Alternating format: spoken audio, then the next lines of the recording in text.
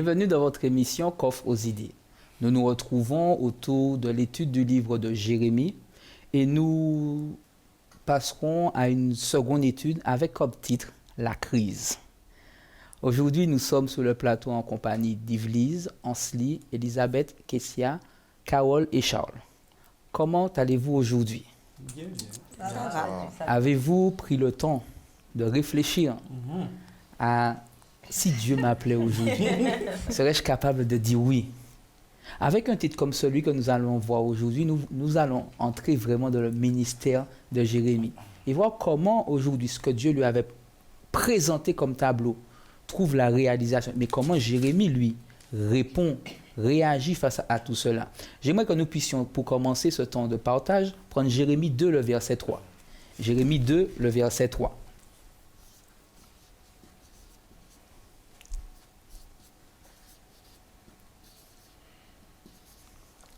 Israël était consacré à l'Éternel. Il était les prémices de son revenu.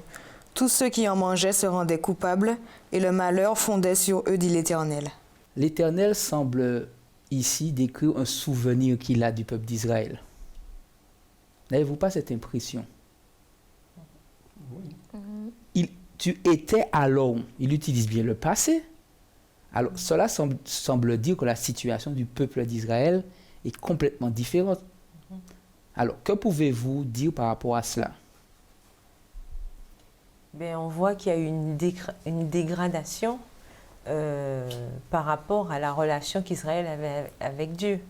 C'est-à-dire que depuis le désert, donc il y a eu tout un cheminement, rappel des lois de Dieu, on était revenu sur le droit chemin. Et puis au fur et à mesure, Israël a fait de mauvais choix, a eu malheureusement de mauvais dirigeants. Ils ont décidé de mettre Dieu à côté. Enfin, ça n'a pas cessé de se décliner, au point où Israël avait complètement oublié Dieu. Enfin, le peuple s'était détourné complètement, avait oublié Dieu. Et malheureusement, ils ont porté les conséquences. Parce qu'ils ont commencé à avoir plein de déconvenus. Ok. J'aimerais que nous puissions, avant de poser notre question, lire Jérémie 2, le verset 2. Jérémie 2, le verset 2. Qu'est-ce qu'il a dit? Jérémie 2, verset 2. Va et crie aux oreilles de Jérusalem. Ainsi parle l'Éternel. Je me souviens de ton amour lorsque tu étais jeune, de ton affection lorsque tu étais fiancé, quand tu me suivais au désert dans une terre inculte. Et comme disait Carole, le peuple d'Israël semble aujourd'hui avoir mis de côté carrément Dieu. Que pensez-vous de cette attitude du peuple d'Israël au regard de tout ce que Dieu avait fait pour lui? De ses délivrances successives, de cet accompagnement, de cette protection vis-à-vis de ses ennemis. Que pensez-vous de l'attitude du peuple? Elisabeth. Je pense que c'est un peu le reflet de ce qu'on est nous aujourd'hui. Je prends mon exemple. Pour ma vie, le Seigneur aura beau me délivrer du bac que j'ai passé, de ma première année de licence, de la seconde. À un moment, je vais toujours oublier de faire ma leçon ou oublier de prier. Ça va durer un jour, je vais dire « Oh, c'est pas grave, la semaine prochaine, ça va aller. » Ça va durer un mois. Et je pense que c'était un peu comme ça pour le peuple d'Israël. C'est-à-dire qu'on a tendance à oublier facilement ce que l'Éternel fait pour nous parce qu'on veut découvrir autre chose, on veut voir autre chose. Il y a un truc qui se passe là-bas, une soirée ou quoi, on va aller voir, etc. Je pense que c'est un petit peu pareil, mais version d'époque. D'accord. Je trouve que le peuple est quand même ingrat parce que Dieu les a fait sortir d'Égypte, Dieu leur a donné une terre et Dieu aussi leur a donné beaucoup de bénédictions. Et là, ils se détournent de ses voies, en fait. Et comme dit Elisabeth, c'est ce qu'on a tendance à faire aussi, malgré toutes les choses que Dieu nous offre. On oublie et on revient constamment à nos mauvaises voies. D'accord. En même temps, Dieu est ingrat, mais en même temps, on peut dire que Dieu est amour. Puisqu'il envoie son prophète Jérémie pour rappeler certaines choses au peuple. Parce qu'il aurait pu les détruire, finir avec eux depuis bien longtemps. Puisque si on regarde la jeunesse de l'histoire, à chaque fois, le peuple d'Israël se détourne de l'Éternel. Dans le désert, ils ont construit des idoles. Ensuite, ils ont demandé qu'il soit dirigé par un roi, alors que normalement c'était Dieu, leur seul Seigneur, Dieu qui dirigeait toutes choses. Ils ont voulu un roi comme les autres peuples. Dans toute l'histoire, on voit, ils sont revenus, ils sont partis. Là, on arrive au stade où même le peuple est divisé. Là, il y a le peuple d'Israël et il y a Juda. Et malgré tout ça, l'Éternel envoie un prophète pour annoncer qu'il est toujours là et qu'il y a encore, vous avez encore une chance d'être délivré. C'est parce que, tu vois, Dieu est amour. On peut pécher, mais constamment, tu vois, il vient nous dire, il y a une seconde chance, je suis là, ne t'inquiète pas. On a le choix, en fait. On a le choix à chaque fois parce qu'il est toujours là pour nous dire, vous pouvez vous repentir, vous avez encore le temps. C'est pour ça, son amour est incommensurable. Donc, c'est pour ça. Carole? Oui, mais je suis d'accord, bien que son amour soit incommensurable et tout, mais on voit que cette amnésie du peuple, cette amnésie constante, une amnésie spirituelle, et je suis d'accord, dont nous-mêmes sommes les victimes, la plupart du temps, ça n'enlève pas les conséquences, en fait, des actes. Puisque le titre de cette semaine, c'est la crise. On voit que le peuple, malgré le fait que Dieu les appelle, le rappelle, hein, revenez à vos premiers amours, enfin, rappelez-vous, hein, on était si bien avant, mais vous vous rappelez, etc. Mais il n'empêche que le peuple, à chaque fois, est frappé, est frappé, est frappé. L'amour de Dieu n'enlève pas les conséquences des actes. Et c'est ce qui arrive à Israël là, à ce moment T. Quoique Dieu les interpelle, ils sont quand même victimes des choix qu'ils ont faits. Et ils sont dans une situation où, là, ils ont du mal à sortir la tête de l'eau parce que lorsqu'une épreuve arrive, il y a une deuxième, il y a une troisième, une quatrième, une cinquième. Et là, on est un petit peu... on n'arrive plus à respirer, pardon. On est en train de suffoquer parce qu'on ne sait plus. Mais l'Éternel, oui, ok, Jérémie nous dit que Dieu n'a jamais, on ne comprend pas pourquoi. Ben, c'est exactement ça. Et on peut ramener ça à nous aujourd'hui. Lorsque nous sommes en poids à épreuve sur épreuve, sur épreuve, sur épreuve, on se dit, mais je ne comprends pas. Oui, c'est vrai, j'ai fait ça, mais machin, mais il y a toujours les conséquences.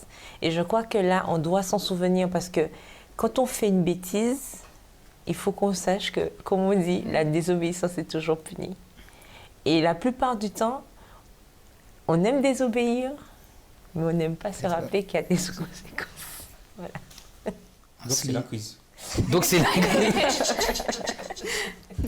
Effectivement, on se rend bien compte que l'amour de Dieu est garante des appels incessants qu'il nous lance.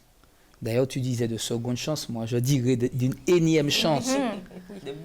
Par contre, Dieu est obligé de nous laisser vivre les conséquences parfois pour que nous puissions nous apprendre des leçons du passé.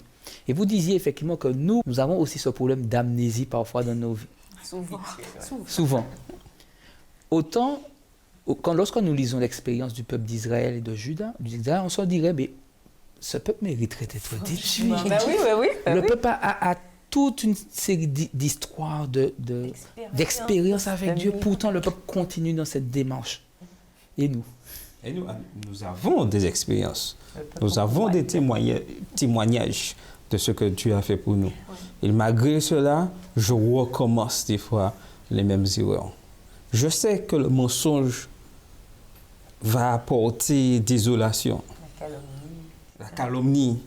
Mais, comme disent certains, le virus est plus fort que moi. J'y vais quand même. Ok.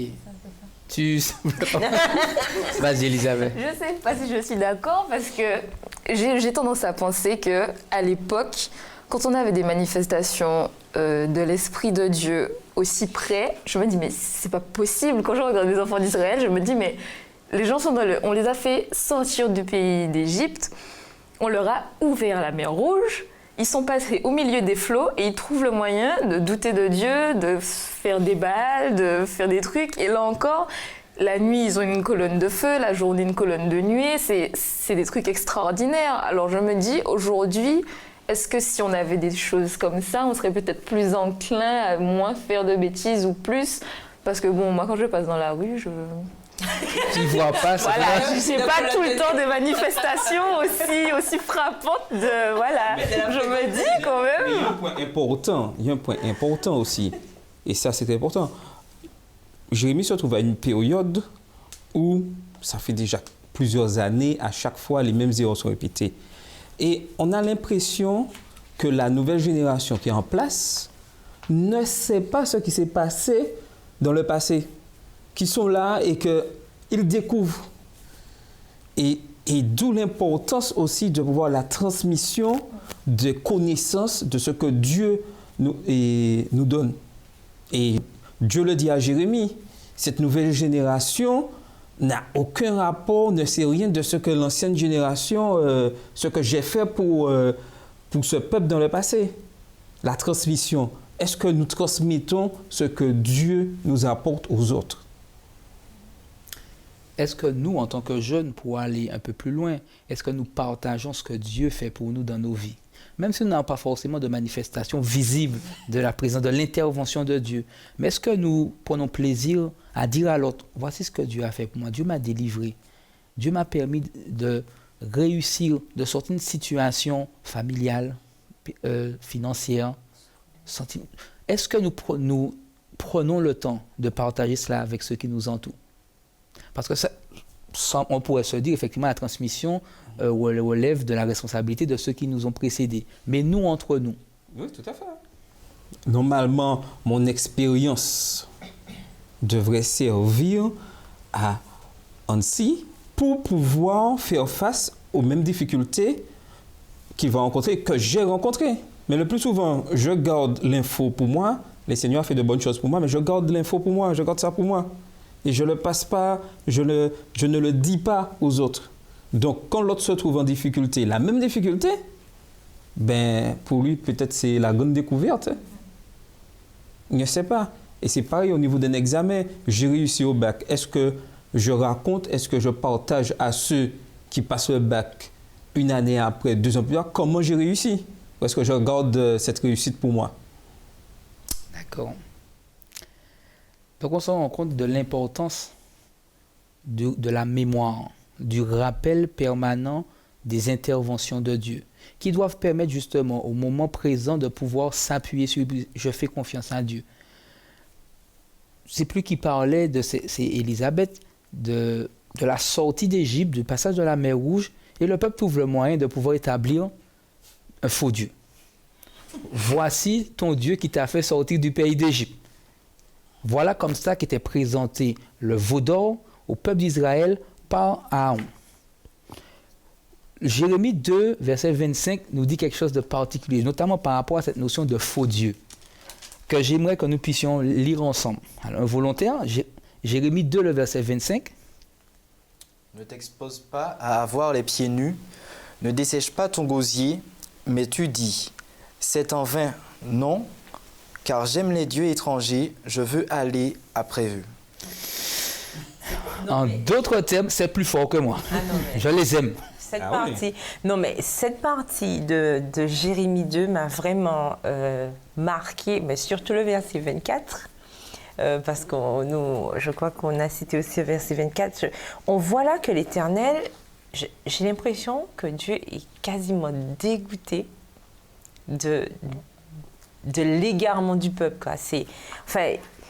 Il traite le peuple d'ânesse, sauvage, habitué au désert, haletant de l'ardeur de sa place. Ça veut dire, déjà, les ânes, on sait que c'est complètement têtu, machin, ça ne respecte jamais les autres qu'on donne. Haletant de l'ardeur de sa passion, qui l'empêchera de satisfaire son désir? Ça veut dire que complètement livré. Le peuple est complètement livré à lui-même, c'est-à-dire que même si on lui parle, en fait, ça ne donnera rien du tout. Hein. Tous ceux qui la cherchent n'ont pas à se fatiguer, ils la trouvent pendant son mois. Donc ça veut dire que bon, allez les gars, de toute façon, on voit Israël passer, on sait déjà que...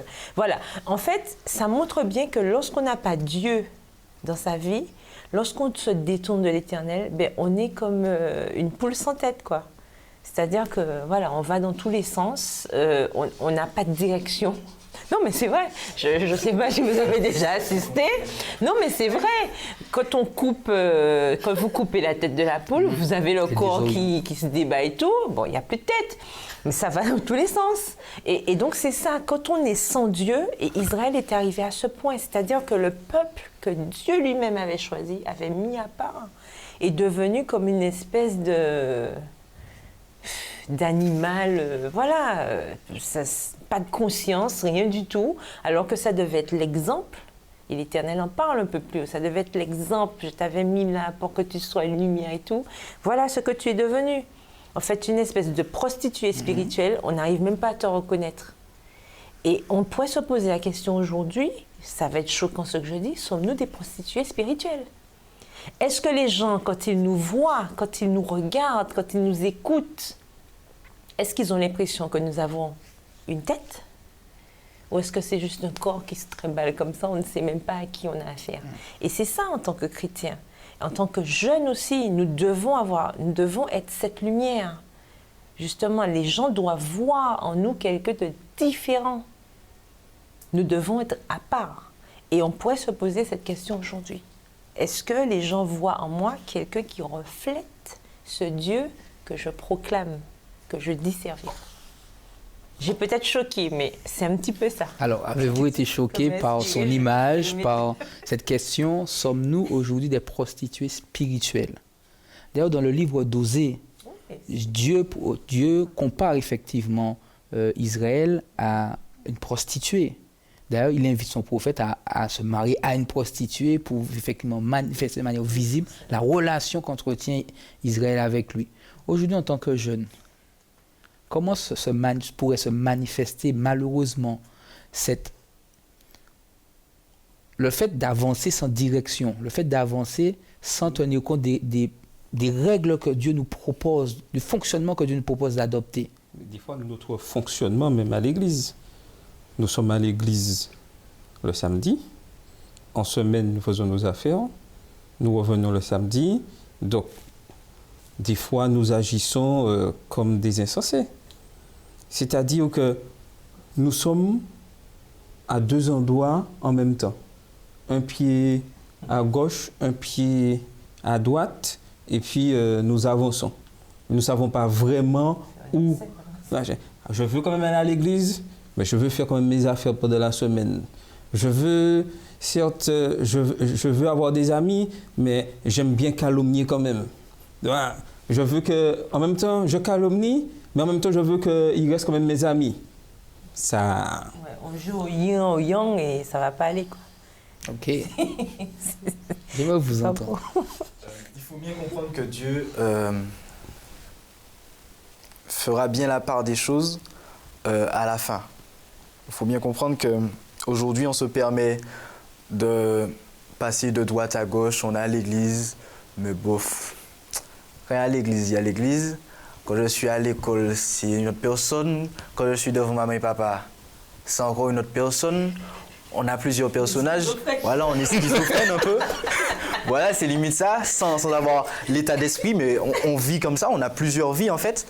Mais il faut bien comprendre que quand Dieu viendra à la dernière heure, il ne regardera pas ça. Il te dira, tu as fait telle chose, souviens-toi de ça, de ça, de ça, de la même manière qu'il a fait avec son peuple. Il lui a fait se souvenir des choses qu'ils ont fait. Et par conséquent, ils ont eu, je dirais, une punition. Ce n'est pas forcément le terme le plus approprié, mais c'est à peu près ça. Ils auront quelque chose à la fin. Il faut bien comprendre ça. Aujourd'hui, on se permet de faire tout et n'importe quoi. Il faut bien comprendre qu'à un moment, il faudra arrêter. 100 jours pour le voleur, 1 jour pour le maître. Aujourd'hui, ce passage nous permet d'être interpellés sur nos vies en tant que jeunes, la manière dont nous évoluons notre relation avec Dieu. Suis-je concrètement attaché à Dieu ou alors suis-je avec Dieu? On pourrait appeler ça une relation libre. Dans le terme, une relation libre. Pour être moderne. Pour être moderne, je suis avec lui, mais pas vraiment avec lui. Voilà. On fait un échangisme, quoi. Je fais des compromis. Je fais des compromis. Je ne suis pas clair dans la direction dans laquelle que Dieu veut que je sois. Et c'est là la difficulté d'Israël, et c'est là aussi notre difficulté actuellement. Nous ne prenons pas à la lettre les promesses de l'Éternel. Je pense qu'en fait, on n'a pas horreur du péché comme Dieu a horreur du péché. On fait des petits compromis trop facilement. Mais si on avait horreur du péché, on se serait éloigné peut-être plus facilement du péché. On aurait été strict dans notre direction, mais on n'a pas horreur du péché. D'accord. Quand nous lisons le Romain, il a dit le salaire du péché, c'est la mort. Comment, avec une telle déclaration de l'apôtre Paul, donc inspiré par le Saint-Esprit, pouvons-nous continuer de pécher? C'est une mort future. Ah, c'est une mort future. Bon, c'est qu'on va tous mourir. Hein? Ouais. Alors, si c'était immédiat, ce serait autre chose. C'est ça. Non, mais tu dis ça. Mais rappelons-nous du temps du peuple d'Israël, quand il commettait un péché vraiment, c'était tout de suite. Hein? Et malgré ça. Malgré ça. Donc, voilà, c'est en fait, je crois que c'est toujours cette ambivalence entre le bien, le mal qui est en nous, et puis c'est plus facile parce qu'on dit chasser le naturel, il revient au galop. C'est plus facile d'aller vers le naturel que d'aller à contre-courant. Pour être des saumons, il faut être fort. Le saumon, il nage à contre-courant, mais pour faire ça, il faut être fort. Mais pour être fort, il faut s'allier à la personne qui nous donne cette force. C'est comme une voiture, si on ne met jamais d'énergie dedans, soit de l'essence ou de l'électricité, mais il n'y aura rien, la voiture ne va pas pouvoir avancer. Donc c'est pareil, nous, c'est Dieu notre force. Sachant que justement, naturellement, nous sommes gazeux. Voilà, ça ne va pas. Naturellement, ça ne va pas. Nous devons nous rapprocher le plus de Dieu pour nous permettre d'aller à l'encontre, c'est-à-dire pour tourner la manivelle, pour qu'on aille à l'encontre de notre nature. Parce que c'est la facilité, le péché, les erreurs, machin, c'est la facilité. Et ça, on n'a pas besoin de réfléchir pour faire une bêtise. C'est naturel. Mais pour ne pas faire la bêtise, maman, mais ça demande une énergie. Mais d'ailleurs, avant que tu n'interviennes... Quand on a résisté au malin, on se sent fatigué. Parce que, maman, on a fait usage d'une force, mais on est heureux après. Mais ça nous a demandé une énergie. Mais cette énergie-là, on peut la puiser que lorsqu'on est... Avant que tu n'interviennes, d'ailleurs, l'apôtre Paul le dit dans Romains 7, versets 14 à 15, je vais vous le lire. Nous savons que la loi est spirituelle, mais moi, je suis un être faible, comme esclave au péché, je ne comprends pas ce que je fais. Car je ne fais pas ce que je voudrais faire, mais je fais ce que je déteste. Oui. Et c'est ce que tu disais et que nous disons. Nous sommes en train de dire, péché est naturel parce qu'effectivement, on se sent faible par rapport à notre nature. Mais je me dis, nous sommes en crise tout le temps. Parce que, ok, je lutte contre le péché, ok, je suis dans la position du peuple d'Israël.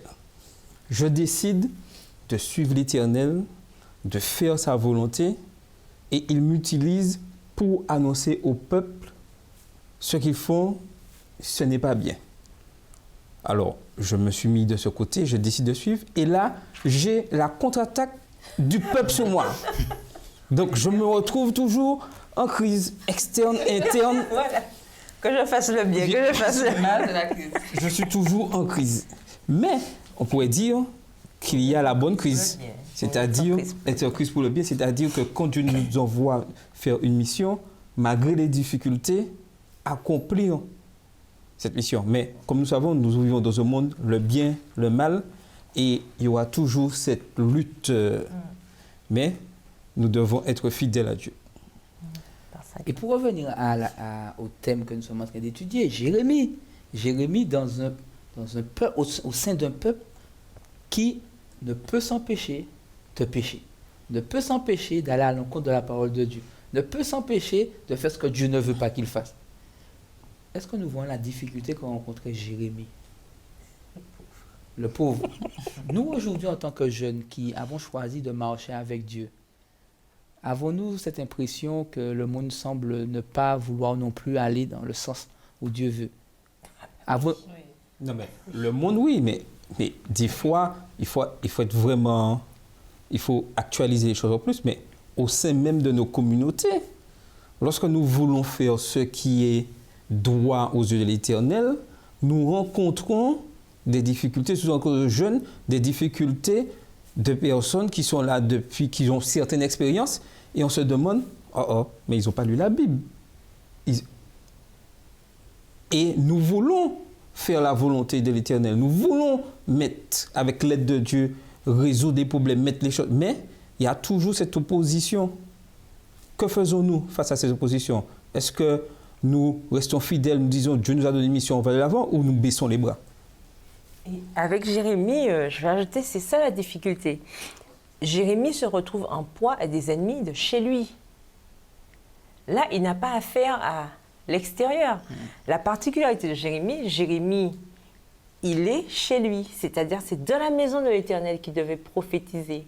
Et c'est là que ça devient compliqué. Lorsque je me retrouve chez moi, je dois parler à des gens qui connaissent la parole comme moi et tout, et qui me persécutent, qui me tirent dessus parce que je dis la vérité, comment je réagis? Est-ce que je me laisse, je dis, bon, ben d'accord, ok, bon, ben, puisque c'est comme ça, bon, ben, je dis plus rien, machin. Ou est-ce que je reste quand même ferme et que je crois en cette promesse que l'Éternel avait faite à Jérémie, je serai avec toi, oui, on va t'attaquer, mais ils ne te vaincront pas. Est-ce qu'on garde cette fermeté que même si tout le monde se retourne contre moi, ouais, mes sœurs et tel, frère et tel, machin, ouais, ça va pas du tout, mais c'est quoi? C'est un pharisien, machin. Bon, on a toute espèce, on entend des choses, hein. Mais est-ce qu'on garde quand même fermement cette vérité, disant que non, c'est l'Éternel qui l'a dit, j'y crois, c'est marqué, et c'est comme ça que ça doit se faire. Est-ce que même si je suis le seul, est-ce que je reste fidèle? La question que j'aimerais poser, alors que nous arrivons quasiment à la fin de ce temps de partage, suis-je capable d'être le seul à faire la volonté de Dieu alors que tous auront capitulé? Serais-je capable, envers et contre tout, de continuer à rappeler les principes de la volonté de Dieu, quand bien même tous auront capitulé? Parce que c'est ça aussi, cette mission à laquelle nous sommes appelés, tout comme Jérémie, au sein du peuple là où nous sommes, à pouvoir dire lorsque les choses ne vont pas, lorsque les choses ne sont pas celles que Dieu veut, ce n'est pas bon. À inviter le peuple à tourner le regard vers Dieu. Et je crois que chacun d'entre nous qui sommes présents, nous comprenons un peu plus au travers de l'expérience de Jérémie, quelle est notre propre mission. Vous aussi qui nous regardez, vous comprenez qu'il est important pour chacun d'entre nous d'être accroché à Dieu, de lui faire confiance, et envers et contre tout, de demeurer fidèle. Et c'est sur ces mots que nous mettons fin à notre échange aujourd'hui et nous vous donnons rendez-vous pour une prochaine émission Coffre aux idées.